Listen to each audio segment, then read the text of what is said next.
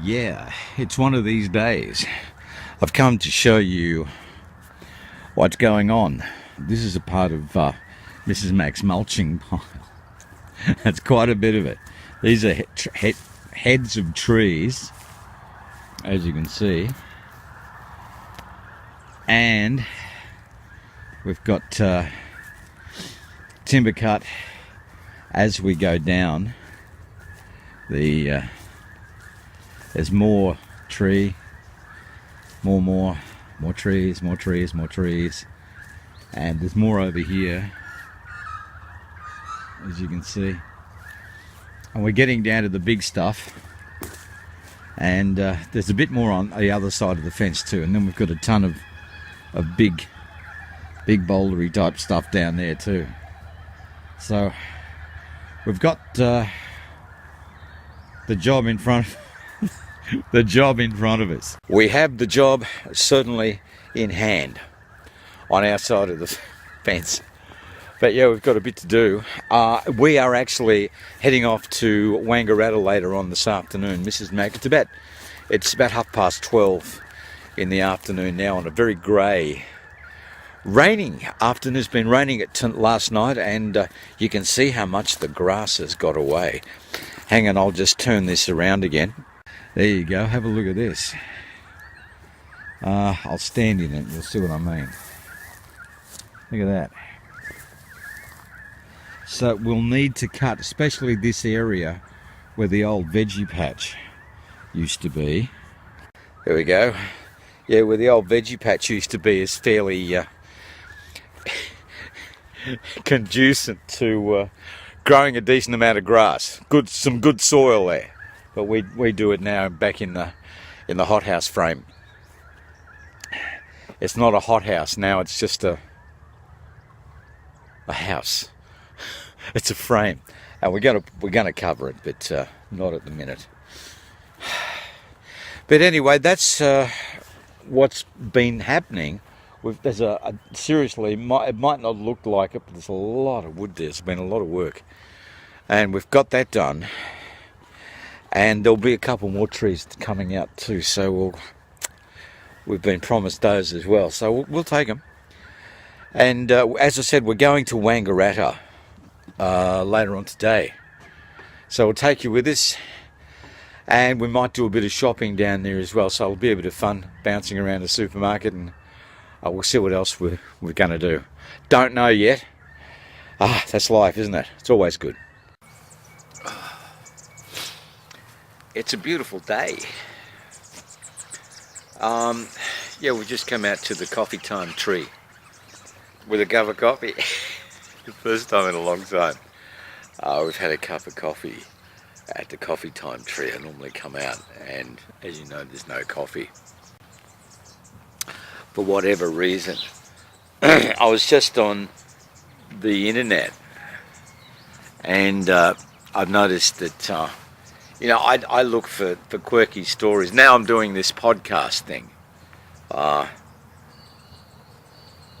People are saying to me, "Oh, you should be political. You should say a few words."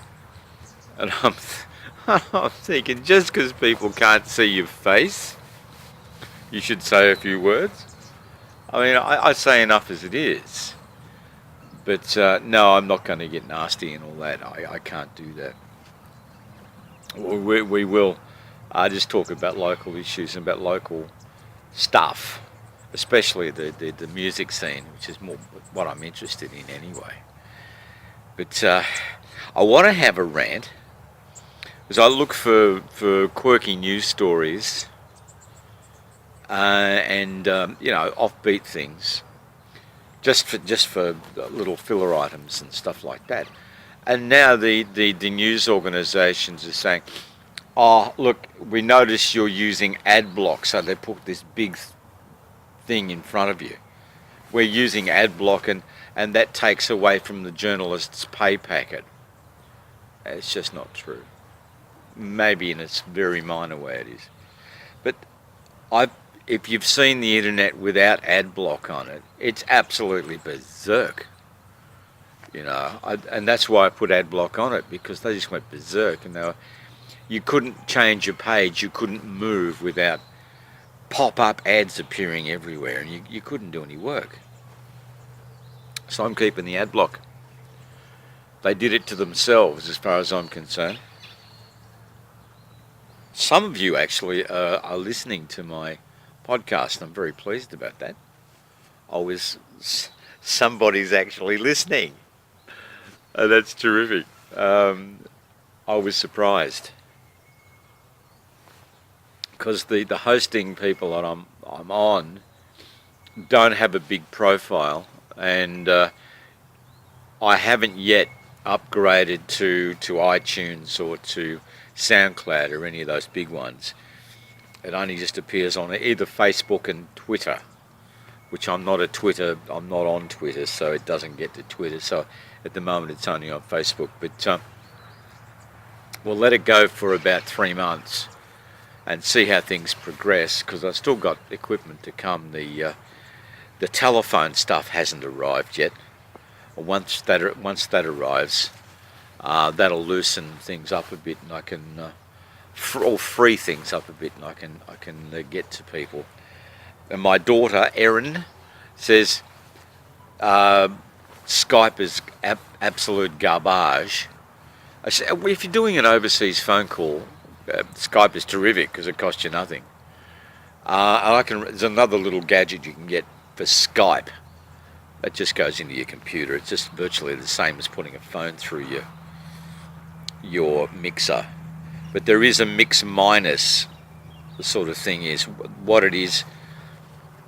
The person who you're talking to on the phone can hear you going down the phone, but they can't hear themselves coming back down the phone. So that has to be turned off. And that is a special way of just hooking everything up. And once you can do that, you can do it with Skype, or you can do it with anything else. It's not a problem. Interesting. I've enjoyed that.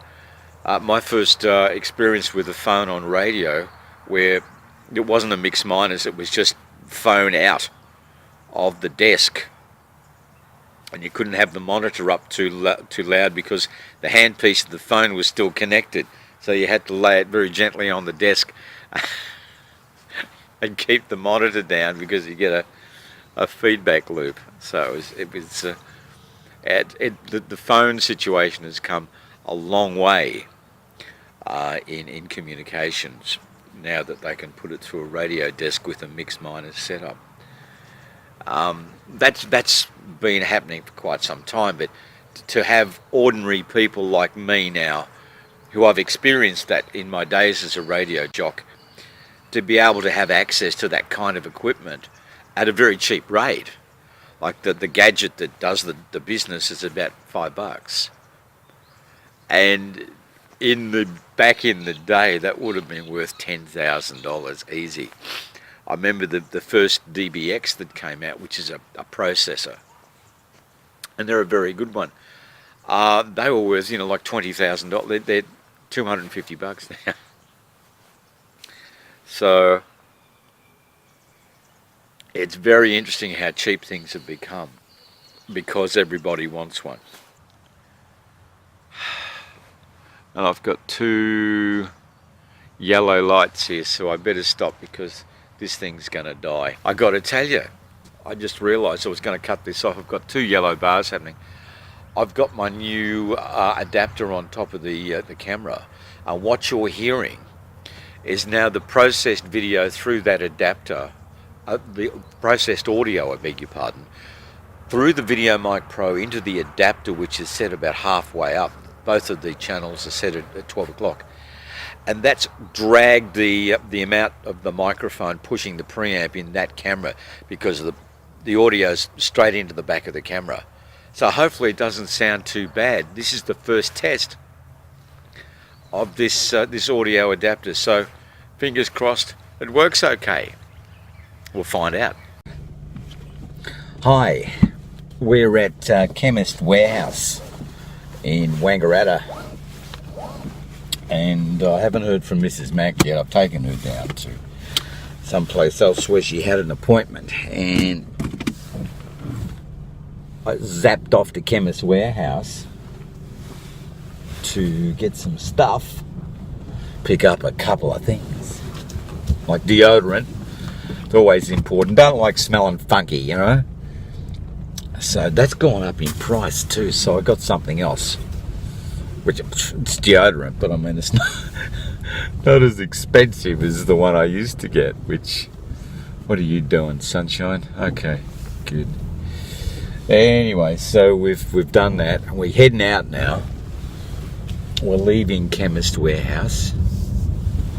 Oh God, Brown's cows. Yeah. And I might find a parking spot and then go and see if I can find Mrs. Mac, because she's up the street somewhere. Oh, sorry we haven't had done much recording. We're in the Aldi car park right now. Well, I am anyway. I've got to go around and grab Mrs. Mac. But we've been very busy and not enough time to actually do recording of any kind. So there we go. So I'll just get out of here and we'll go around and grab Mrs. Mac and we'll head home. It's been very thin on the ground for recording today. Well, I've got some I did yesterday. I did the coffee time, was recorded yesterday. So that's going to go in. And so we've been a little slack. Actually, it's just been a bit tough. It's with the rain and everything. It's been a little hard to get out and actually do stuff, which you can't begrudge the rain because we've needed it.